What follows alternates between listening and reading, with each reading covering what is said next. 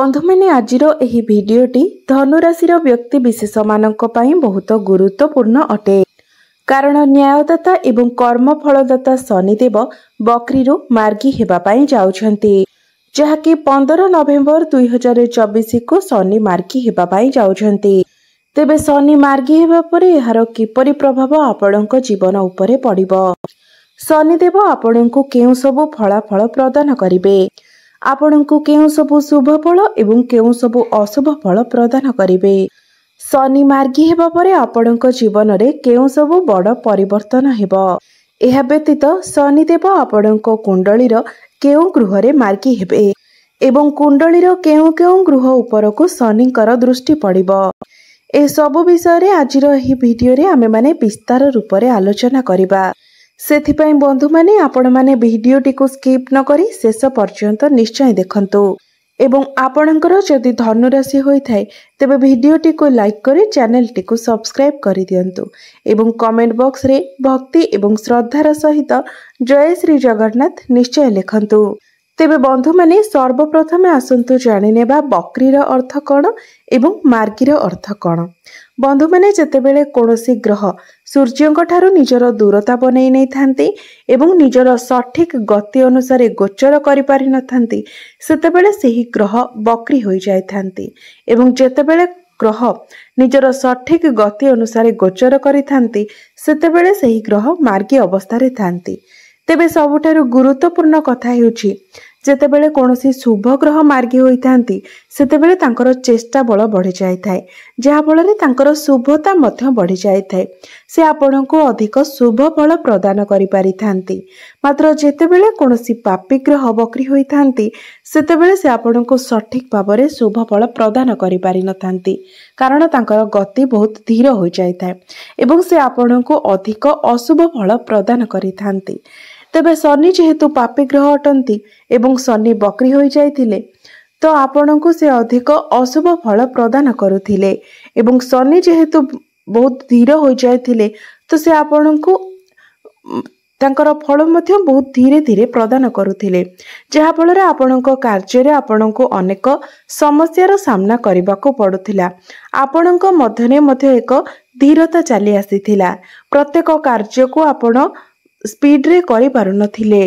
आपण जे भी कार्य करुथिले सेही कार्य रे बहुत देरी रे आपणको सफलता मिलुथिला एवं आपण जे कार्य करुथिले सेथिरे आपणको कार्य हिसाब रे आपणको लाभ मध्य प्राप्त होई पारु नथिला एवं आपणको अनेक बाधा विघ्नर सामना करबाको पडुथिला, अनेक समस्या देई आपणको गति करबाको पडुथिला। मात्र वर्तमान जेतेबेले शनि मार्गी हेबे तो यह प्रत्येक राशिर व्यक्ति विशेष मानक पई एक शुभ खबर अटे।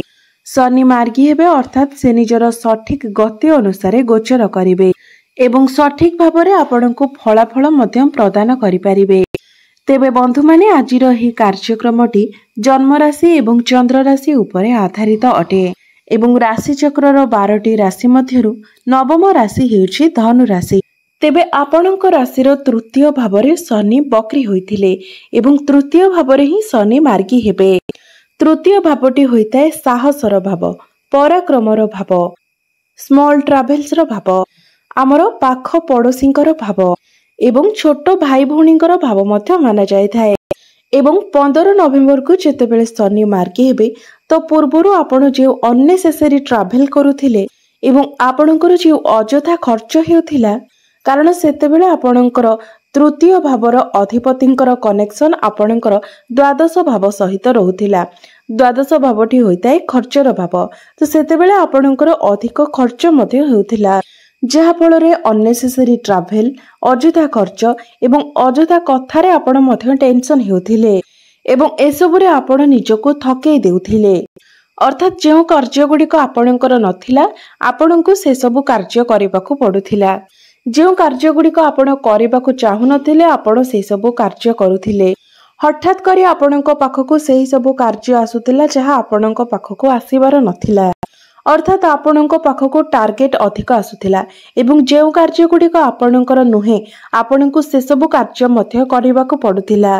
मोटामोटी भाबरे कहबाकू गले आपणको उपरे अधिक कार्यभार रहुथिला। तो 15 नवेम्बर पूर्वर जे पर्यंत शनि बक्री रहुतिले से पर्यंत आपणक सहित यह सब घटना घटुथिला। मात्र 15 नवेम्बर को शनि जेतेबेले मार्गी होई जिबे तो आपणक मध्यरे एकाग्रता आसीबो एवं पूर्वरु आपण जे काम रे अधिक व्यस्त रहुतिले, आपणको अधिक ट्रावेल करबाकू पडुथिला, अधिक मार्केटिंग रो काम रहुतिला एवं ऑफिस रे आपणको ऊपर जे अधिक रेस्पॉन्सिबिलिटी रहुतिला से सब क्षेत्र रे एक पॉजिटिव चेंजेस आसीबो। एवं तृतीय भावटी आपणको साहस पराक्रम को मध्य दर्शाई थाए, आपणको स्टामिना को दर्शाई थाए। बंधु माने शनि जेतेबेले तृतीय भावरे विराजमान थांती तो आपणको ऊपर जेते रेस्पॉन्सिबिलिटी थिले मध्य, जेते अधिक कार्यभार थिले मध्य आपणकर कार्य रे मन लागि न थाए, आपणकर माइंड डाइवर्ट होई जाय थाए। मात्र शनि मार्गी हेबा परे आपणकर स्टामिना पॉजिटिव वे रे बढ़िबो, आपणकर एनर्जी लेवल बढ़िबो। कारण सब किछि हमर ऊर्जा उपरे ही निर्धारित करिथाए, हमर शक्ति उपरे निर्धारित करिथाए। तो शनि मार्गी हेबा परे सर्वप्रथमे आपणकर एनर्जी, आपणकर स्टामिना बढ़िबो, आपणकर एनवायरनमेंट भी बहुत भलो रहिबो, बहुत पॉजिटिव चेंजेस आसीबो। आपण आपणकर आखपाखर जिनिस गुडी को आपण जेउठारे अधिक समय बिताउछंती से आखपाखर परिवेश देखिबे आपणक पई सुधार आसीबो एवं जदि किछि नेगेटिव थिला तो ताहा मध्य पॉजिटिव रे बदली जिवो। एहा सहित छोट छोट जिनिस रे मध्य आपण चेंजेस आनिबे। निजर शरीर निजर स्वास्थ्यर आपण अधिक जत्न नेबे। जेउथिरे आपण प्रथमे आलस्य देखाउथिले जे मते जोग करिवार नाही, मते एक्सरसाइज करिवार नाही, मते एमिति किछि करिवार नाही किबा सेमिति किछि करिवार नाही, तो वर्तमान जेतेबेले शनि मार्गी होई जिबे आपण ए सब कथारे सीरियस हेबे, निजे निजको नेकी जत्न नेबे, निजे निजर चिंता करिवे। तो मार्गी शनिकर दृष्टि आपणकर पंचम भाव उपरे रहिबो। बंधु माने एमिति रे तो शनिकर दृष्टि को भलो बोली माना जाय न थाए, मात्र बक्री अपेक्षा मार्गी शनिकर दृष्टि को आमे भलो बोली विचार करि परिबा। तो बंधु माने पंचम भावटी होई थाए हमर शिक्षार भाव, प्रेमर भाव एवं हमर संतानर भाव। तो जेतेबेले बक्री शनिकर दृष्टि हमर पंचम भाव रे पडुथिला तो ए प्रत्येक क्षेत्र रे हमको असुविधार सामना करबाको पडुथिला। ता शिक्षा क्षेत्र हेउ, हमर प्रेम जीवन हेउ किंबा संतान क्षेत्र को नेकी हेउ, ए प्रत्येक क्षेत्र रे हमको समस्यार सम्मुखीन हेबाको पडुथिला। तो बंधु माने जदि आपणकर शिक्षा क्षेत्र उपरे कथा हेबा तो एबे भी आपणकर शिक्षा क्षेत्र रे कन्फ्यूजन रहिबो, कारण शनिकर दृष्टि आपणकर पंचम भाव सहित आपणकर द्वादश भाव उपरे मध्ये रहुची। तो आपणको एठी द्वादश क्षेत्रर मध्ये फल मिलिबो।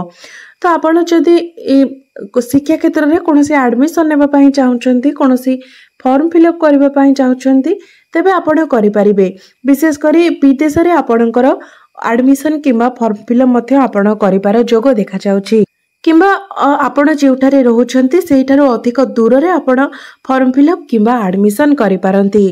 एवं जदि आपणकर प्रेम जीवन उपरे चर्चा करबा तो प्रथमे आपणक भितरे जे कन्फ्यूजन थिला, बिना किछि कारण रे जुक्ति तर्क हेउथिला, कळी झगड़ा हेउथिला, मनांतर मतांतर हेउथिला, तो शनि मार्गी हेबा परे आपण ए सबरे 60 to 70% चेंजेस देखिबा को पाइबे।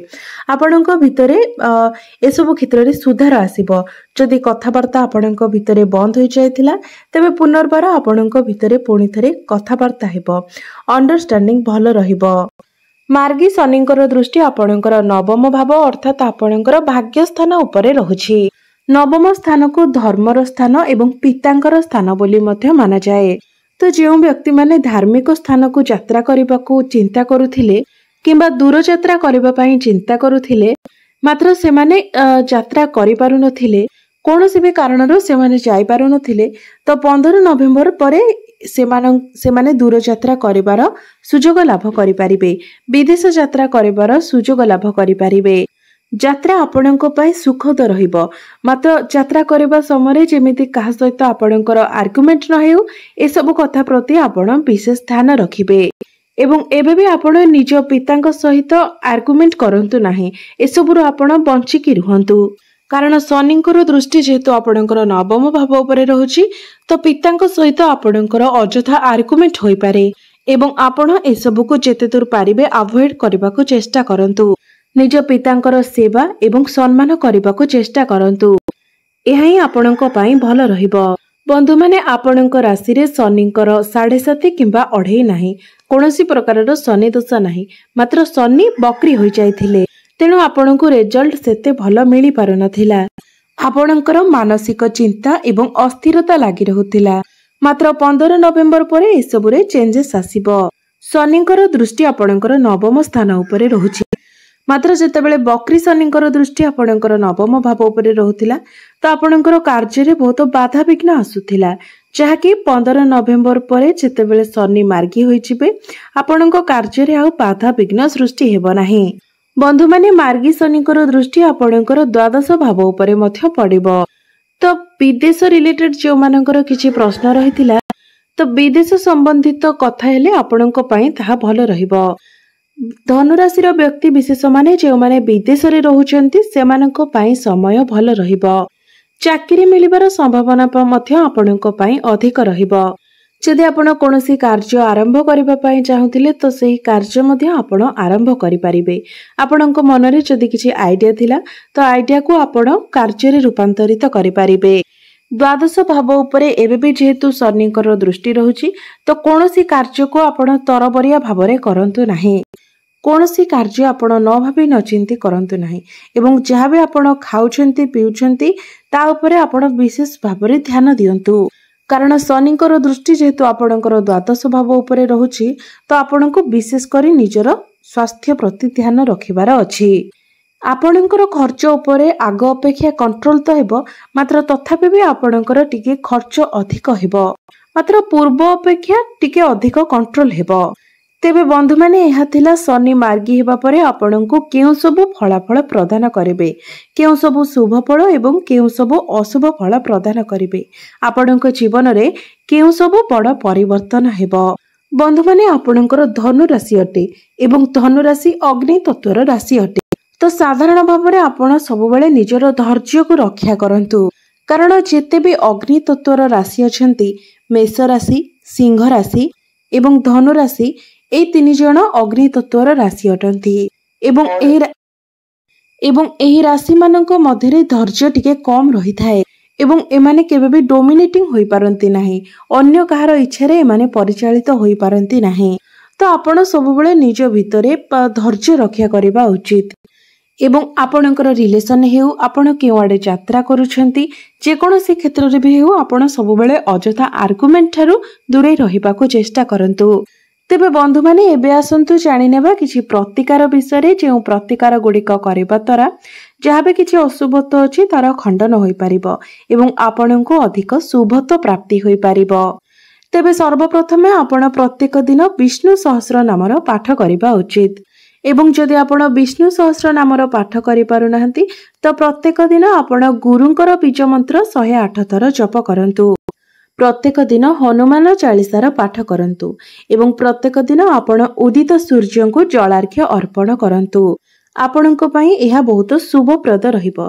तेबे बंधु माने आपणकर जीवन मंगलमय हेउ एहा ही ईश्वरंक निकटरे मोर प्रार्थना।